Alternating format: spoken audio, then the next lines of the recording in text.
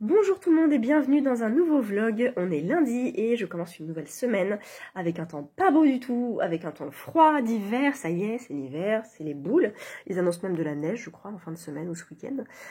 Niveau lecture, j'ai pas du tout avancé l'Iliade. Hein. Pas du tout. Je suis toujours au champ 6.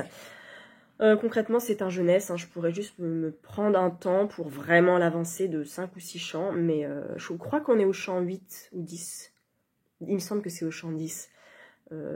Voilà, je suis à la bourre, mais c'est jeunesse, donc je sais que j'aurai le temps de le rattraper. En sachant qu'à la fin du mois, je me suis laissé une grosse semaine sans lecture prévue. Donc si je veux finir ça, lire le Paradis aussi dedans, parce que j'ai lu 0 page du Paradis. Je ferai peut-être ça, mais je me connais, je sais que je vais caler une autre lecture, parce que je vais faire baisser ma palle. Je vous disais à la fin du vlog précédent que j'avais acheté La Reine des Lectrices, donc pareil, je pourrais le lire à la fin du mois, pourquoi pas, de Alan Bennett, qui est écrit très très gros, et qui va se lire très vite. Il fait combien de pages? 150, 160, 10, 160, 15... 175 pages. C'est pas apparemment le premier roman de l'auteur, je sais pas ce qu'il a écrit d'autre, ils disent que c'est son 4e roman. Moulin à pas... Oh là là, oui, il a écrit depuis 92. La mise à nu, un soin intensif, c'est que... Ouais, je connais pas du tout. Moulin à parole, espion et célibataire, la mise à nu des époux, rançon, je connais pas.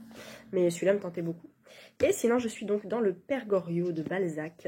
Je suis assez contente de cette édition qui est plutôt aérée. J'ai mis 2 petits post-it pour l'histoire, en fait, juste pour me dire, tiens, ça c'est des éléments importants de l'histoire. Je suis contente de découvrir Rastignac, que pour l'instant j'apprécie.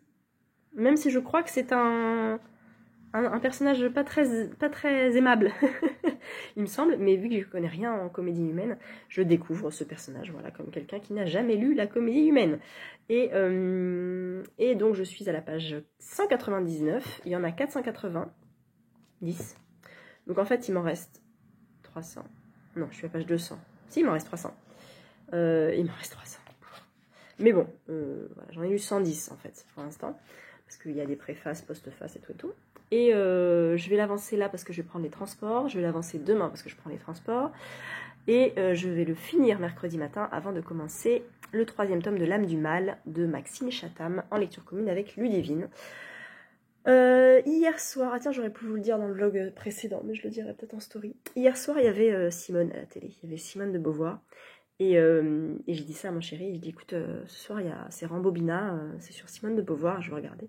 Donc on a regardé tous les deux et c'était très intéressant ce qu'elle disait parce que c'était une émission de télé, elle a fait très très peu d'apparitions télé. Elle a écrit Le Deuxième Sexe en 55 je crois, j'ai peut-être des bêtises, et elle est apparue. Elle a fait une de ses premières télés en 75 en fait je crois. Et on l'entend parler du deuxième sexe et de sa philosophie sur le mouvement de libération des femmes, sur les contraintes des tâches domestiques à la maison, toutes ces choses-là. Et on se rend bien compte que dans les années 70, effectivement, il y a énormément de femmes qui travaillaient et qui élevaient les enfants et qui faisaient la cuisine à leur mari et qui cumulaient beaucoup de choses. Et elle disait que voilà, pour le prochain combat des femmes, 75, hein, ça sera de se libérer des tâches ménagères et de cette non-rémunération des tâches ménagères qui sont aussi importantes qu'un travail rémunéré chez des hommes, par exemple, dans un travail, voilà. Et ça me fait rire parce que je pense au livre de Titu Lecoq qui s'appelle Libéré, je crois. La libération se joue devant le panier à linge ou quelque chose comme ça, que je n'ai pas lu, mais qui prouve que finalement il y a encore énormément de femmes qui sont enfermées en fait dans ce modèle-là de je suis une femme, je fais la cuisine à mon mari. C'est très cliché, hein, mais ça existe vraiment encore beaucoup. Et on se dit qu'en fait, voilà, en 40 ans, 50, presque 50 ans, il y a des choses qui ont évolué. Et tant mieux, heureusement. Mais voilà, c'est pas encore ça. Donc c'était très très intéressant. Je lis Le Deuxième Sexe en mars, pour Mars au féminin, avec Estelle, et je pense qu'on fera un groupe de lecture commune. Ça nous fait peur, mais on a hâte de découvrir ce classique. Mais on va y aller quand même un peu sur des œufs, avec des appuis d'analyse sûrement de vidéos, de choses comme ça, pour nous éclairer peut-être un petit peu. Donc voilà, c'était trop bien de voir ça hier soir, et je pense que les vidéos sont à retrouver sur internet. C'était 2 vidéos, enfin 2 extraits télé, et c'était vraiment intéressant, donc je suis bien contente. Je vais peut-être le sortir d'ailleurs pour juste regarder la taille de la police, pour me faire peur toute seule. Et voilà, donc là je vais aller sur Paris, j'ai des choses à faire, à acheter, avant d'aller donner cours ce midi, et je rentre après cet après-midi, et je repars en voiture. Ça veut dire qu'il faut que je choisisse mon prochain livre audio. Et là ça ne va pas du tout, parce que il y a plein de livres de Mappal qui ne sont pas du tout en audio, que j'aimerais sortir de Mappal, mais qui ne sont pas en audio. Donc le seul potentiel que je pourrais sortir de Mappal, c'est Impact de Olivier Norek, qui est en audio, que j'ai reçu, que j'ai mis dans Mappal, que j'ai envie de lire, mais que je n'aurai pas le temps de lire tout de suite. Donc il est très très probable que ça soit celui-là. Sinon j'avais le tome 3 de la Symphonie du hasard de Douglas Kennedy, mais en fait j'ai pas trop envie de l'écouter maintenant. Voilà. Donc je me dis Impact, hop, j'en sors un, en sachant que j'ai fait un petit peu de ménage dans Mappal. J'en ai enlevé 2-3. Ça m'allège un petit peu, voilà. C'est pas de la triche, parce que c'est des bouquins que je n'irai pas, de toute façon. Ça fait du bien de faire du tri dans sa palle de temps en temps. Il y a beaucoup de livres que je donne, que je mets en boîte à livres, que je passe à mon beau-père, que je passe à des gens qui ont envie de les lire, plus que moi. Donc ça me fait plaisir aussi. Et ça fait des livres en moins dans ma palle. Voilà, bah écoutez, je vais sur Paris, je vais prendre le Père Goriot avec moi. Alors j'hésitais à le reprendre en liseuse pour les transports, mais en fait ça va. Donc je vais le prendre en papier, il est un peu épais, mais il rentre dans mon sac à main. Donc c'est livre de poche, livre de sac à main. Voilà, bonne journée.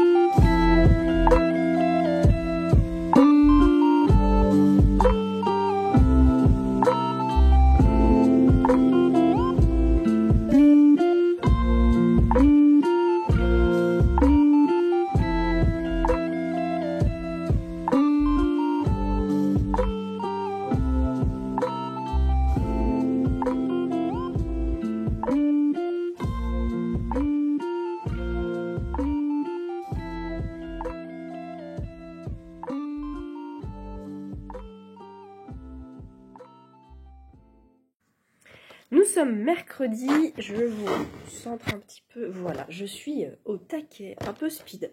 Je bosse pas mal cette semaine, je bosse encore plus la semaine prochaine. Je cours partout, j'ai pas beaucoup de temps chez moi, mais bon, c'est pas très grave. Je me suis fait une petite tisane et... Mais une mouche? En novembre? Vraiment? Voilà, donc je me suis fait une petite tisane et je vais la laisser un petit peu infuser. Je me suis pris petit pain d'épices au chocolat. Et je viens vous parler lecture. J'ai fini ce matin le Père Goriot de Balzac. Et ben, j'ai été vachement surprise, en bien, franchement. J'avais donc lu La peau de chagrin, que j'avais bien aimé. J'avais lu L'auberge rouge, qu'il faut que je relise parce que j'ai pas compris. Et j'ai lu Le colonel Chabert, que j'avais vraiment, vraiment bien aimé aussi. Et là, le Père Goriot, je me suis dit, allez hop, c'est parti. Donc nous suivons l'histoire d'une maison qui s'appelle la maison Vauquer, où il y a plusieurs habitants dans cette maison, pension, tout ça. Des habitants permanents et puis des gens de passage. Des habitants permanents dont le Père Goriot. Mais c'est pas vrai! Qu'est-ce qu'elle me veut cette mouche? Le Père Goriot, Victorine, Madame Vauquer, Vautrin, et puis j'ai pas tout retenu, je vous avoue. Il y a plusieurs personnages. Et donc le Père Goriot est un vieux monsieur qui est là, qui a peu de rente, mais qui a deux filles qu'il aime plus que tout, Delphine et Antastésie. Antastésia, tiens, c'est marrant. Ah, peut-être que le pseudo Antastésia vient de Antastésie, du Père Goriot, je me demanderai. Voilà, et on découvre son histoire petit à petit, et un personnage essentiel dans la comédie humaine va faire son apparition, c'est Rastignac, Eugène de Rastignac, qui est un jeune provincial ou parisien, j'en ai rien du tout, j'en sais strictement rien, qu'on va voir apparaître aussi. C'est la première apparition de Rastignac dans les Balzac. Il évolue beaucoup, j'ai vu qu'il était cité dans énormément de livres, Et en fait, moi, je l'ai bien aimé, Rastignac. Bon, on est dans le premier, on sent qu'il est un peu vert, un peu jeune. Il va découvrir qui est le père Goriot, et il va se prendre d'affection pour une de ses filles, qui est Delphine, je crois. Si je me trompe, c'est vraiment que j'ai rien compris. Mais je crois que c'est Delphine. Et en fait, en découvrant l'histoire de Delphine, il va découvrir aussi l'histoire d'une fortune, d'argent, de tout ça, comment on dit, pas de faillite, mais de perte d'argent, voilà. Et il va faire la connaissance de Vautrin, qui va être le manipulateur de cette histoire, et le corrompu surtout de cette histoire. Bref, je vous en dis pas plus, en tout cas c'est une très très belle histoire d'amour paternel. Il y a des tirades magnifiques, et la tirade finale, je ne vous en dirai pas plus, est bouleversante, très très belle. La fin est superbe. Et la fin, le roman se finit sur Rastignac qui se tourne vers Paris et disant « Allez, c'est parti, on y va maintenant, on va conquérir Paris ». Et donc ça s'ouvre sur la suite de la comédie humaine. On retrouve Rastignac dans le roman d'après, ça c'est 1929 je crois. Non, ça se passe en 1929 et le suivant ça se passe en 1829 et 1830 après. J'ai oublié. La Belle Grâce? Non, c'est pas ça. Bref, je cherchais sur Wikipédia. Donc voilà, c'était très intéressant. C'est un peu long parfois. Hein, y a pas mal de digressions, de choses qui ne m'ont personnellement pas servi à grand chose par rapport à l'histoire. Peut-être que j'ai loupé des détails et tout, mais globalement, c'était vraiment une bonne lecture. J'ai été très agréablement surprise. Je suis très contente de l'avoir lu. En plus, il est à 3 €, voilà. En plus, c'était écrit plutôt gros, donc j'étais contente. J'ai mis quelques post-it. Et j'ai mis un post-it sur la toute fin, en fait, qui est vraiment très très belle. Je peux peut-être vous la lire, sans spoiler, parce que je vous dis pas, je vous dis rien. Ah non, ça craint. Ah si. Ah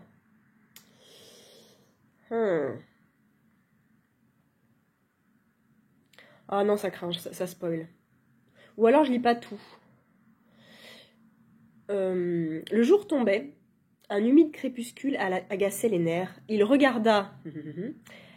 Et y ensevelit sa dernière larme de jeune homme, cette larme arrachée par les saintes émotions d'un cœur pur, parle de Rastignac. Une de ces larmes qui, de la terre où elles tombent, rejaillissent jusque dans les cieux. Il se croisa les bras, contempla les nuages, et le voyant ainsi, Christophe le quitta. Rastignac fit seul quelques pas vers...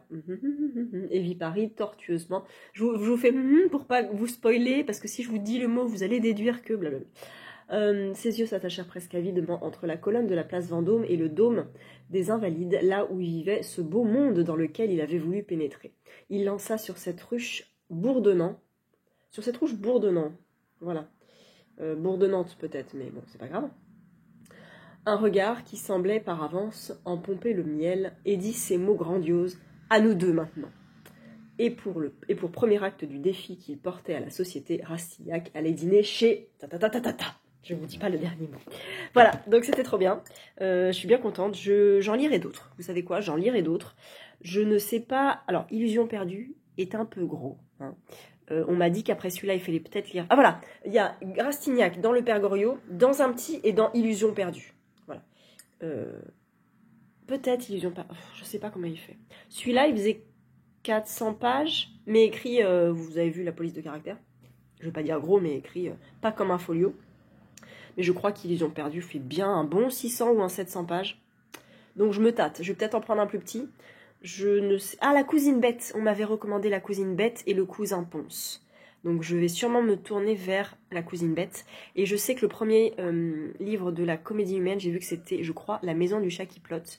Je l'avais tenté, il est tout petit, mais il y a une description interminable au début qui m'a fait dire « Oh, non !» Mais maintenant que j'en ai lu 3 autres de Balzac, je vais peut-être tenter La Maison du Chat qui plotte. Donc pourquoi pas, je suis ouverte aux lectures de Balzac, aux livres de Balzac, et je suis bien contente. Donc ça, c'était Le Père Goriot.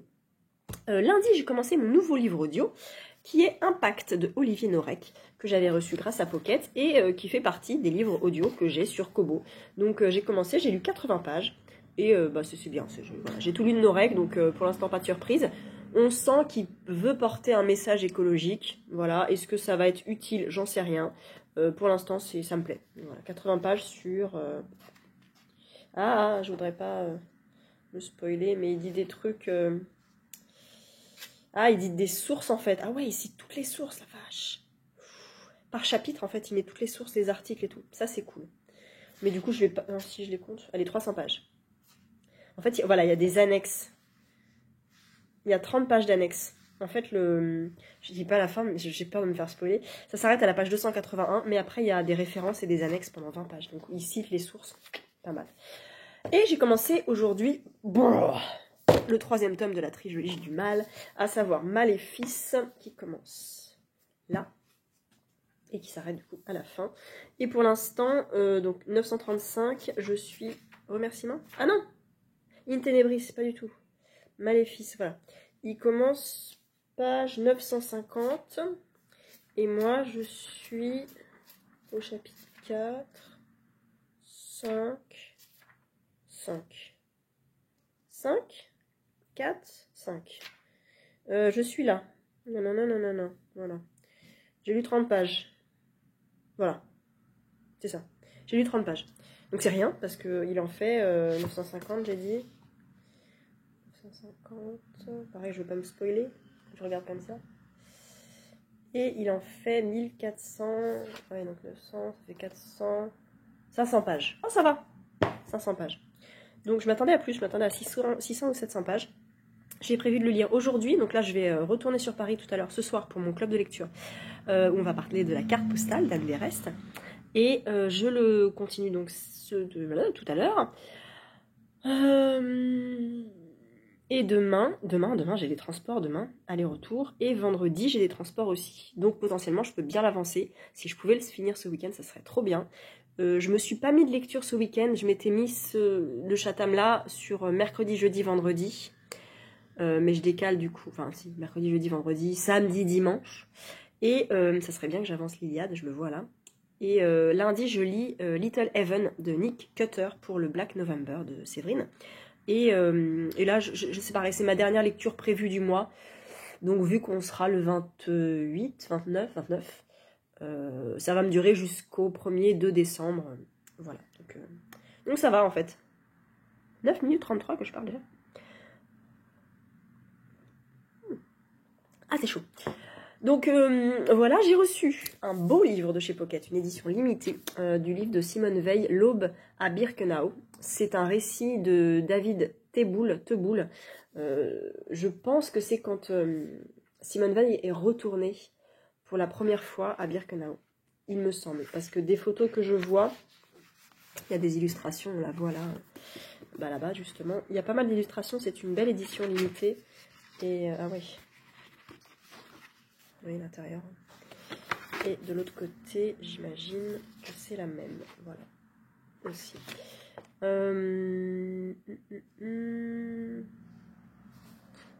Ouais.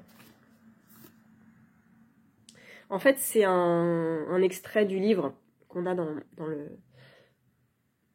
Au résumé. Ah oui, Simone Weil raconte son enfance, sa déportation et l'importance de cette épreuve dans sa vie. Parce qu'en fait, il y a beaucoup de photos d'elle, des camps, de tout ça, d'histoire en fait, c'est très important. Mais, ah oui, donc c'est des propos. Le chignon, les chapitres sont comme ça. Le chignon de Simone Weil, L'Aube à Birkenau, Simone et Denise, Simone et Marceline, l'adieu de Marceline à Simone, blablabla. Vous voyez, ça c'est le sommaire, je ne sais pas si vous voyez bien toujours, je ne sais pas que ça soit flou, mais bon. Voilà, le chignon de Simone Weil. En fait, c'est fait comme un documentaire, mais alors par contre, le texte est écrit, mais alors c'est même plus minuscule, là, c'est microscopique en fait. Voilà, en sachant que ces passages-là, c'est quoi? L'Aube à Birkenau. En fait, voilà, L'Aube à Birkenau, c'est tout ça. Ça fait partie du livre L'Aube à Birkenau. Le reste, c'est du documentaire, c'est des photos, c'est sa sœur, tout ça, ses sœurs, je pense que c'était plusieurs. Et voilà, beaucoup de photos. Et ah, c'est quoi ça, une lettre? Ça a l'air d'être des lettres. Je sais pas. C'est un dialogue bizarre en fait, on dirait un peu, je sais pas si vous voyez. C'est des lettres un peu comme ça. En tout cas, je suis très contente et ça me fait super plaisir de l'avoir reçu. J'ai pas du tout demandé, je ne savais pas qui sortait. Mais c'est un peu essentiel hein, de toute façon. Moi, j'avais lu la biographie de Simone Weil par Amandine Deslandes, que j'avais beaucoup aimé aussi. Et là, bah voilà. encore un peu plus près de Simone Veil, une autre Simone, parce que j'ai vu Simone de Beauvoir à la télé, et du coup je suis contente. Peut-être que je réussirai à le mettre pour Mars au féminin, même si c'est pas écrit, enfin, c'est en partie écrit par Simone Veil, en partie écrit par un homme, donc je ne sais pas quoi en faire, mais en tout cas j'essaierai de le lire. Donc voilà, je vais vous laisser là, j'essaie de vous reprendre demain. Ah non, demain j'aurai pas le temps. Ça va être cuit demain, j'ai cours toute la journée. Vendredi, j'essaie de vous reprendre vendredi, et j'espère que ce vlog sera pas trop court, parce que c'est vrai que je suis pas mal occupée. Je me rends compte que j'ai oublié de vous parler des petits plans qui étaient avant, à savoir hier. Je suis allée en fait au marché Saint-Pierre pour acheter du tissu, parce que on m'a acheté un tissu pour un calendrier de l'Avent en tissu, pour faire pour mon fils, un calendrier de l'Avent perpétuel, vous savez qu'on refait tous les ans. Et j'avais envie d'essayer, et avec une amie qui a une machine à coudre et qui sait coudre et qui m'a bien aidée, on a cousu du coup les ourlets et tout, on a fait des petits pochons, donc je vous montrerai comme ça quand ça sera fini, mais il y aura des petits pochons que je vais accrocher à chaque case du calendrier, puis je mettrai une petite gourmandise pour mon fils. Donc c'est pour ça que je vous ai fait quelques plans du marché Saint-Pierre et de la halle Saint-Pierre, qui est en partie une librairie. J'aime beaucoup. Là c'était fermé, ça ouvrait qu'à 11h, mais voilà, si j'ai l'occasion d'y retourner, je vous ferai des plans. Pas tout de suite, hein, mais voilà, si vous ne connaissez pas, c'est juste à côté du Sacré-Cœur et juste à côté du marché Saint-Pierre en fait. Donc voilà, j'ai fait un peu de couture du coup hier, et c'était cool. Voilà. On est vendredi, je vous reprends enfin un peu posé chez moi. J'ai avancé un petit peu le Maxime Chatham. Je suis page 1108, alors ça va pas vous dire grand chose.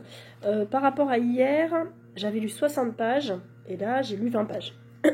Donc c'est pas grand chose. Mais je vais essayer d'avancer un petit peu aujourd'hui.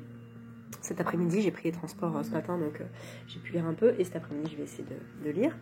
Je suis moins dedans que les autres. Que les deux autres, parce que je pense que je commence à connaître l'écriture de Chatham. Ces fins de chapitre fulgurantes, ces personnages, Brolin, voilà, Joshua Brolin, qu'on trouve dans les 3 tomes de cette trilogie. Je commence à le connaître un petit peu aussi. Annabelle, je la connais aussi. Donc voilà, j'ai moins la découverte en fait. Et en plus, vu que je lis, vous voyez, 60 pages par 60 pages, c'est pas très agréable et j'arrive pas à me plonger vraiment dedans. Ils sont en train d'élaguer et de nettoyer la rue, je suis désolée, je pense que ça fait du bruit. Mais voilà. Et voilà. C'est pas mal, mais c'est pas de ouf non plus. Voilà. J'espère le finir dimanche. Hein, clairement, je m'étais mis 4 jours, mais en fait, je vais le faire traîner jusqu'à dimanche, voire jusqu'à lundi. Parce que Little Heaven, je le lis toute seule, donc j'ai pas de lecture commune, je suis tranquille. Je peux le lire un peu quand je veux. Mais voilà, je suis un peu éclatée, donc c'est compliqué de se concentrer dans les lectures en ce moment, mais voilà, j'ai hâte de le finir, de savoir comment va finir cette trilogie. Et ce qui m'étonne, c'est qu'à la fin du premier tome, il se passe quand même un truc, ou alors j'ai pas compris, il se passe un truc qui fait que moi je pensais qu'on allait retrouver cet élément-là, ce personnage, dans les tomes 2 et 3. Et en fait, non, c'est des enquêtes à part. Alors tant mieux, parce que voilà, on peut les lire séparément bien sûr, mais ça m'a vraiment étonnée. Je vais vous reprendre un peu plus tard, parce que là ça fait vraiment trop de bruit. Bon, je retente, il est parti un petit peu loin, on entend quand même un petit peu. J'ai une grosse tisane au thym, et je sais plus ce que je vous disais.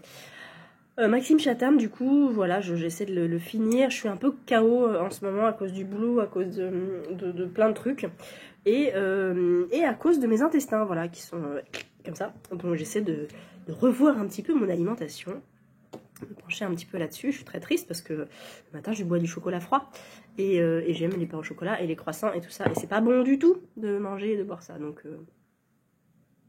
ça va être difficile, c'est pas grave, on va essayer de trouver des alternatives. Bref, ça parle pas du tout de bouquin tout ça.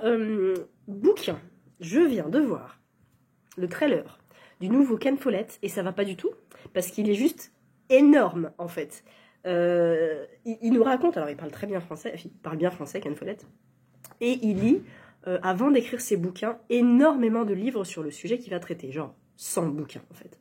Donc il a une culture hyper riche avant de commencer ses livres. Je crois que c'était les Chamoureux du livre qui m'avaient dit ça quand ils étaient allés le rencontrer pour la sortie d'une colonne de feu, et ils avaient dit que c'était un personnage, un homme fascinant, passionnant, et qui avait une culture infinie en fait sur énormément de choses.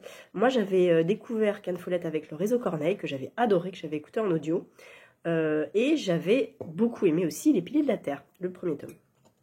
Je vais lire avec plusieurs d'entre vous la trilogie du siècle, du moins le premier tome l'été prochain, parce que voilà, il avait réussi à me passionner sur un sujet qui ne m'intéressait pas, à savoir les cathédrales au Moyen-Âge.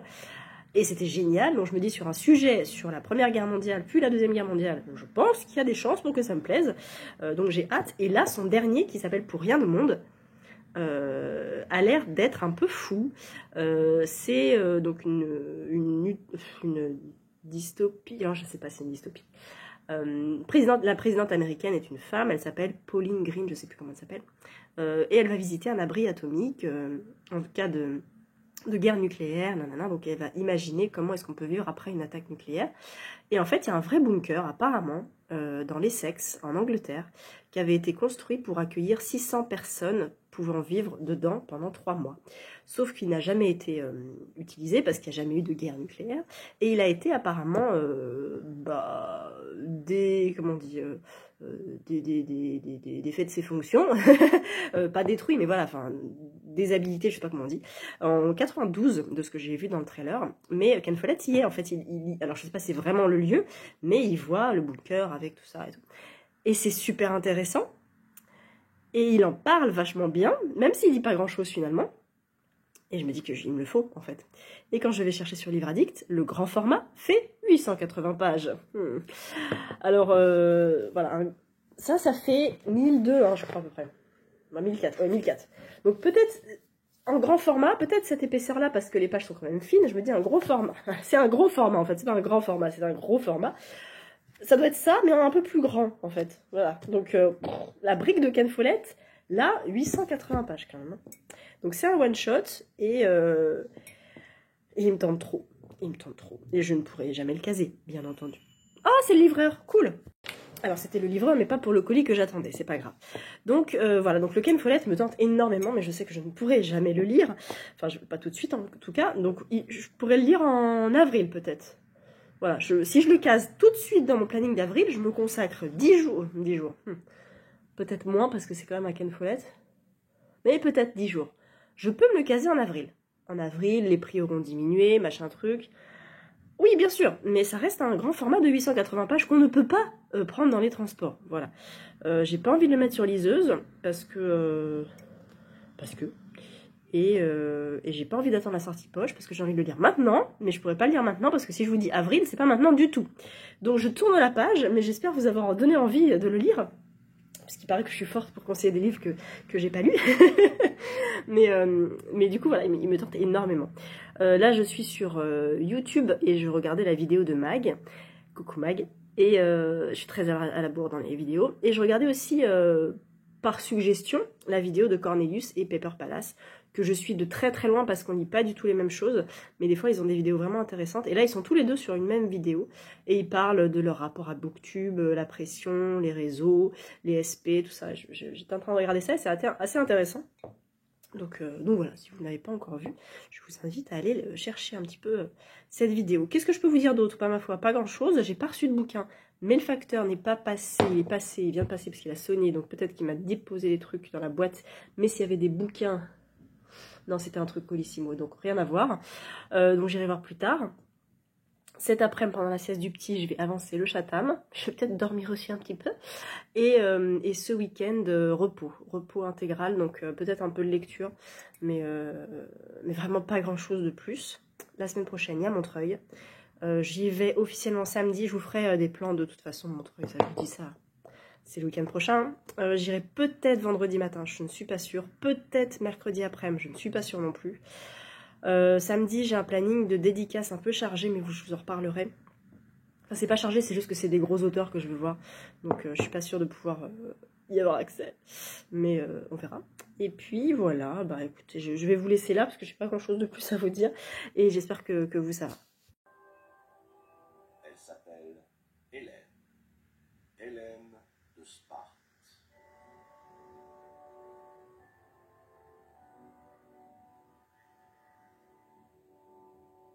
Elle est, de toutes les créatures mortelles que la terre ait comptées, la plus belle. Elle fut aussi la plus convoitée. je vous retrouve un petit peu plus tard sous mon plaid et avec l'Iliade qui n'était pas prévue, mais comme vous avez vu dans le plan précédent, je suis en train de regarder les grands mythes, notamment la partie sur l'Iliade, et je comprends, ça y est, j'ai compris. J'ai compris la pomme de la discorde avec Paris qui va dire que c'est Aphrodite la plus belle, et en fait ça va déclencher une guerre, guerre de Troie, en fait, et ça y est, je comprends. Donc je sais le préquel à l'Iliade, en fait. Je sais pourquoi il y a la guerre de Troie, machin, machin. Donc là, en fait, moi je suis au champ 6. Donc tout ce qu'il y a avant, je l'ai plus ou moins compris. Il y a, je crois que c'est Apollon. Oh là là, attendez, je me rappelle plus du tout en fait. Qui est-ce qui va voir non, Onéros, le dieu des songes. Achille, voilà. Voilà, Zeus décide que le mieux est d'envoyer à Agamemnon le perfide, Onéiros, le dieu des songes. Donc en fait, Onéiros va parler à Agamemnon de la part de Zeus en disant « Ouais, tu vas envoyer des hommes, machin truc, je sais pas quoi. » Et du coup, il va envoyer des hommes avec des bateaux, tout ça. Vous avez vu ce résumé magnifique que je vous fais. Il y a Paris entre-temps. Donc Paris, c'est un mortel qui a été désigné comme étant celui qui va désigner la plus belle femme avec la pomme d'or, machin truc. Regardez la vidéo de François Bunel, il l'explique beaucoup plus clairement que moi. Et il y a Hélène que Ménélas a épousé. Non, si Ménélas, c'est le mari d'Hélène, c'est ça? Et voilà, Hélène est mariée à Ménélas, le roi de Sparte. Mais Paris, voilà, Paris il veut épouser Hélène parce qu'en fait, comme il a choisi Aphrodite en étant la plus belle femme, et ben Aphrodite lui dit, eh bien, je te promets l'amour et tu vas pouvoir choper la plus belle femme de l'Olympe, enfin de tout le monde. Et c'est Hélène, voilà. Sauf que Hélène elle est déjà maquée, donc ça va pas le faire. Et c'est la guerre de Troie. En très très gros, hein, vraiment très très gros. Mais je vais pas relire les 6 chants, en fait, les 5 chants que j'ai déjà lus. Donc là, je vais lire en diagonale. Quelques bouts de phrases pour essayer de me réimprégner de l'Iliade et je vais avancer l'Iliade ce soir en fait parce que Maxime Chatham, j'arrive pas à rentrer dans son histoire. On parle, qu'est-ce que je peux vous le dire? On parle de choses à pattes. Voilà. Je vous ai donné un petit peu le thème, mais en fait c'est long en fait, c'est très long, j'en parlais avec Ludivine et effectivement j'arrive pas à rentrer dedans et c'est pas fou en fait et il n'y a pas autant d'action que dans les autres et connaissant maintenant la plume de Chatham un petit peu et la plume de l'âme du mal, voilà, donc je me suis dit j'accroche, si j'accroche tant mieux, si j'accroche pas tant pis en fait, je ne finirai pas cette trilogie, c'est pas grave et parce que je veux lire Little Heaven à partir de lundi. Et si en plus je lis l'Iliade ce soir, eh bien, je peux pas lire les deux, en fait. Voilà, donc après j'aime bien l'histoire de... c'est Maléfice que ça s'appelle, le 3e tome de l'âme du mal. Excusez-moi, je suis complètement bouchée, mais voilà. Et je vois bien où est-ce qu'il veut aller, tout ça, mais j'ai envie de dire, allez, vas-y, trace, raconte-nous des trucs là, parce que ça met du temps, on rencontre des personnages, et ils se demandent, est-ce qu'ils peuvent faire ça, mais ils comprennent pas, parce que ça, c'est pas réalisable. Ah, c'est bon, on a compris, allez, hop. Et en fait, non. Donc, je rame un petit peu. Plutôt que de ramer, eh ben, je suis motivée par l'Iliade, vu que j'ai regardé, 22 minutes du premier épisode, mais vu que c'est en 5 épisodes en comment dire, en une seule vidéo, voilà, c'est-à-dire 3 heures, 2 heures, pardon, les 5 vidéos, je veux pas tout me spoiler, mais au moins je situe la guerre de Troie, l'origine. Donc là je vais essayer d'avancer, ça serait cool que je lise 2 chants là en fait, une traite, ce serait bien. Je suis au champ 6 et ça serait bien que j'arrive au champ 8, c'est même pas 20 pages, donc là en plus c'est écrit gros, donc je vais le lire maintenant, et vous savez quoi, je vais vous reprendre après, parce que là j'ai la soirée toute seule, parce que mon chéri est parti faire de la musique jusqu'à 22h à peu près, donc il rentre à 22h30, là il est 20h48, et donc je vais lire, et je lis les 2 chants, et je viens vous retrouver après. Voilà, j'ai lu les 2 chants, je suis au chant 8, et une information importante a été donnée en ce qui concerne les Troyens et les Achéens. et Hector et Ajax. Voilà, je ne peux pas vous en dire plus. Je crois que j'ai à peu près compris. Mais il y a un truc dont je me rends compte, c'est qu'on parle pas d'Ulysse, en fait. Je pensais que c'était Ulysse, l'Iliade. Mais je me suis peut-être trompée. Peut-être que c'est la guerre de Troie, la fin de la guerre de Troie. Peut-être. Franchement, j'en sais rien. Je devais vraiment me prendre pour une débile. Hein. Mais voilà, parce que quand je vois le résumé même, Paris, le jeune Troyen, a enlevé la belle Hélène et la retient prisonnière.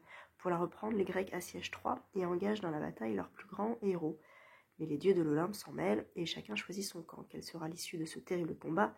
Un des premiers et des plus célèbres récits de l'humanité. Bien sûr, mais moi je pensais que c'était Ulysse.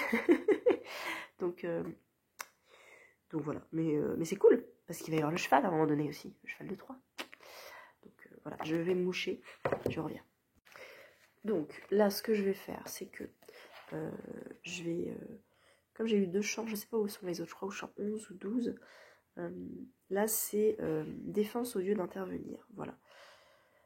Ah, d'accord. Donc, je vais pas l'avancer, je vais avancer la vidéo. Donc, en fait, je sais pas si je vous reprendrai ce soir.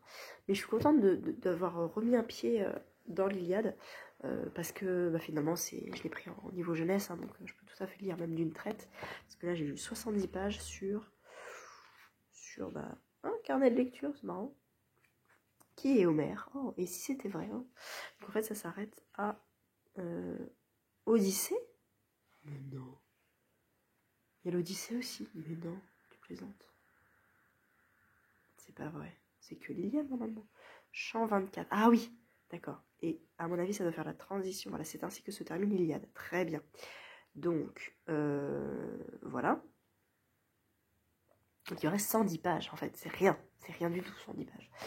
Donc je vais regarder un petit peu la vidéo et peut-être que je vais lire un chant ou 2 encore ce soir. Mais je suis contente de pouvoir relire, enfin continuer un petit peu l'Iliade. Voilà, donc je vous reprends peut-être ce week-end, je sais pas trop. Je fais le sapin dimanche, mais on fait ça en famille et tout, donc je vais peut-être pas filmer. Je vous ferai peut-être des petits plans, peut-être. Et sinon, bah, je vous reprends pour peut-être clôturer le vlog. Alors j'ai avancé un petit peu la vidéo. En fait, il y a Ulysse. Hein. Voilà, il y a bien Ulysse. Et Ulysse est avec Achille. En fait, c'est les deux qui vont partir à la guerre et qui n'ont pas du tout envie de faire la guerre. Et ils ont raconté un truc et ça m'est revenu, mais de la classe de 5e en fait. Comment dire la prophétie que s'il quitte Ithaque, il ne reviendra que 20 ans plus tard, seul, et pauvre et triste, je sais pas quoi. Et ça, je m'en rappelle aussi. Mais ça fait 20 ans que je l'ai pas entendu, enfin, plus de 20 ans que j'ai pas entendu ce truc-là. Et effectivement, ça me dit quelque chose. Donc, il va y avoir Ulysse. Là, au chant 8, de ce que j'ai vu, il n'y a pas Ulysse. Mais, non, au chant 9 plutôt. Mais au chant 10, il parle de Ulysse et Ajax et je sais pas quoi, je crois. Voilà. Ulysse, Ajax et Phénix. Voilà. Discours d'Ulysse, tout ça. Donc en fait, je vais peut-être avancer un petit peu encore. Voilà, c'est cool parce que en fait, je me pose même la question, là je pense que je suis à l'épisode 2. Est-ce que je vais pas trop loin par rapport à ce que j'ai avancé? Donc je vais peut-être lire un petit peu et avancer un petit peu après pour pas me faire spoiler, même si c'est pas grave. En fait, c'est passionnant. Les vidéos des grands mythes, là, c'est génial et c'est hyper clair en fait. En 2 secondes, j'ai compris. Alors, je me suis plantée d'ailleurs parce que je pensais que Athéna c'était la déesse de la guerre, pas du tout. C'est Arès, le dieu de la guerre. La déesse de la guerre? Non. Le dieu de la guerre. Arès. A-R-E-S. Et non pas Hadès, dieu des enfers. Et il y a un tableau qui est construit au fur et à mesure dans la vidéo, c'est très très clair. Donc voilà. Je vais continuer ça et je vais réavancer tout doucement la vidéo au fur et à mesure. Voilà, je vous tiens au courant.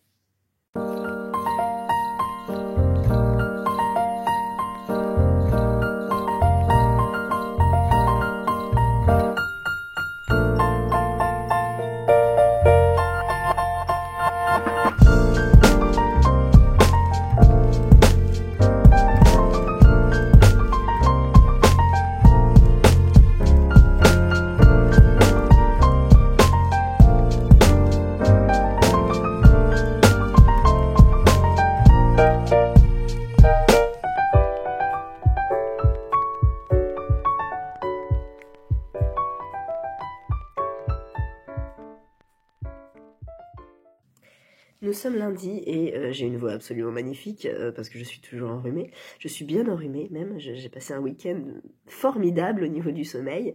Voilà, c'était génial. On est déjà lundi et ça va être difficile parce qu'il y a une semaine très très chargée qui m'attend. Je viens clôturer donc ce vlog. J'ai pas fini Chatham, je suis dégoûtée.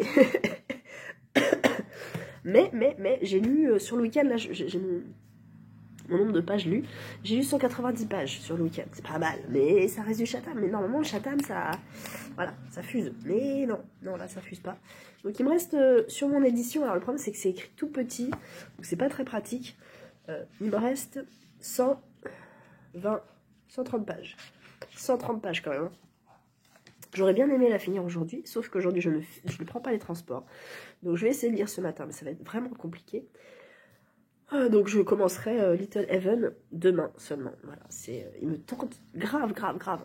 J'avais adoré Troupe 52 et j'avais trouvé vraiment super creepy, super malsain et j'aimais bien.